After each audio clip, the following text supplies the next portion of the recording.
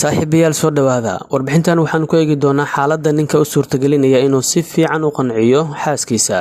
rag badan waxa ay ka walaacsan yihiin sida ay gogasha ugu qancin lahaayeen xaasaskooda. waxay doonayaan inay si fiican ugu qusliyaan xaasaskooda dhanka gogasha, sidaa daraadeed waxa ay raadinayaan habab cusub oo kulanka ugu dhigi karaan mid leh dareen macaan oo la xusuusto.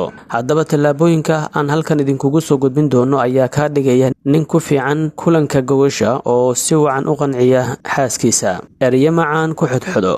erayadu waxay abuuri karaan dareen, sidaa aageed waxaad u baahan tahay in aad ka fikirto wixii aad ku dhihi lahayd xaaskaaga. ku xidhxidho hadalla macaan, sida inaad u sheegto sida ay ugu qurux badan tahay dharka ay xiran tahay, ama in aad u sheegto qaybta ugu soo jiidashada badan jirkeeda, ama in aad cunto karinteeda aad u ammaanto.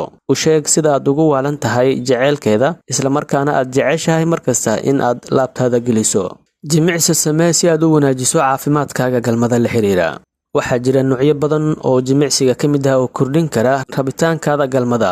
waxay kaa dhigayaan qof jir ahaan dhisan, waxayna kor u qaadaan caafimaadkaaga galmo iyo sidoo kale hamigaaga. jimicsigana waxaa ka mid ah socodka iyo sidoo kale jimicsiga layidhaahdo kegel. jimicsiga kegel waxa uu caawiyaa murqaha minka ka hooseeya, kaadihaysa iyo sidoo kale malawadka in ay adkaadaan. waxa uu wax badan uu ka taraa ragga iyo sidoo kale dumarka kaadida iyo shahwada ay ka fakato ama xajiisin kara waaya. jimicsiga kegel waxaa lagu daweeyaa biyo-baxa degdega. ku dadaal nadaafadda. cadiyayso oo qubayso islamarkaana iscarfi. isqurxinta iyo sidoo kale iscarfintu waxay wanaajisaa niyadaada iyo sidoo kale kalsoonidaada. xaaskana waa ay soo jiidanaysaa. dumarku aad bay u jecel yihiin udgoonka. nadaafadda galmadu waxay hoos u dhigaysaa halista xanuuno badan. waa inaad ku dadaashaa nadaafadda maalin kasta si aad halis ugu noqon infekshanada. samey hordhac. galmo aan hordhac lahayn waa sida casho aysan la socon wax laysaga dejiyo. hordhacu waxa uu jirka iyo maskaxduba u diyaariyaa galmo. dumarka hordhaca ayaa ugu muhiimsan galmada. waxay u baahan yihiin in la shumiyo, hab la siiyo, la salsalaaxo si loo soo daayo dhicaanada subkiya farjiga, taas oo muhiim u ah galmo raaxa leh. dumarka caadiyan waxay u baahan yihiin waqti ka badan kan ragga ay u baahdaan si dareenkooda uu kaco. weydii waxyaabaha ay jeceshahay. galmada ma ahan wax hal dhinac ama hal qof keliya uu sameeyo. waa in labada qof ay ku wada raaxaysaan kuna wada qancaan. sidaa daraadeed waa in aad ogaatid waxyaabaha ay jeceshahay xaaskaaga iyo sidoo kale qaababka ay ka hesho in looga raaxeeyo. u hadiyey dharka hoosta laga xirto. ka cajabi xaaskaaga oo iyadoo aan ogeyn u soo iibi dharka hoosta laga xirto, weliba midabka ay aad u jeceshahay, kadibna hadiyad ugu dhig xilliga galmada. tani waa mid ka mid ah hababka ugu fiican ee aad kaga cajibin karayso xaaskaaga xilliga galmada, kulankana aad ka dhigi karayso mid wax badan lasoo xusuusto. isku day qaabab kala duwan. qaabab kala duwan oo galmada loo sameeyo waxay u yeeshaa dhadhan fiican.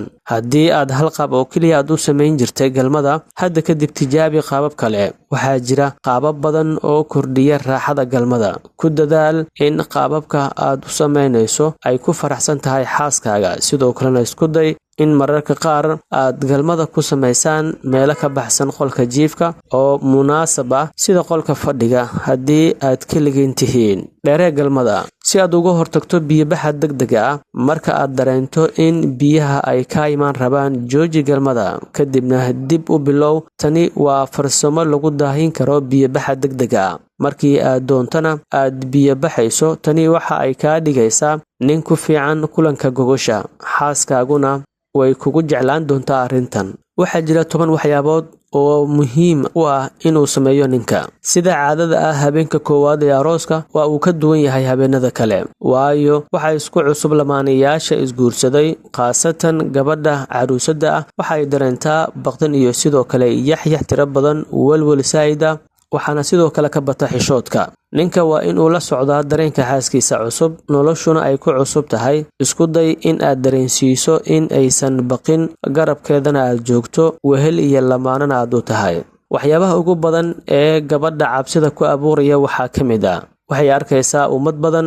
taasina waxa ay keenaysaa in ay dareento baqdin saa'id ah, farxadduna waa yaraataa. waxay cabsi ka qabtaa ninkeeda oo aysan garanayn waxa ay kala kulmi doonto. gabadha cadrada way ka duwan tahay gabadha carmalka. Gabadha carmalka waxa ay hore u soo martay nolol la mid ah tan habeenka ay ku jirto, waxayna noqonaysaa qof aan baqtin ka qabin habeenka koowaad ee aqalgalkeeda. Balse cadradu waa ay ka duwan tahay midda carmalka, waayo waa habeenkii ugu horreysay ee ay u soo hooyato guri aysan aqoon, waxayna ka soo tagtay aabaheed, hooyadeed, walaasheed iyo dhammaan asxaabteedii. Waxay gashay jawi cusub, nolol cusub, guri cusub iyo sidoo kale qoys cusub.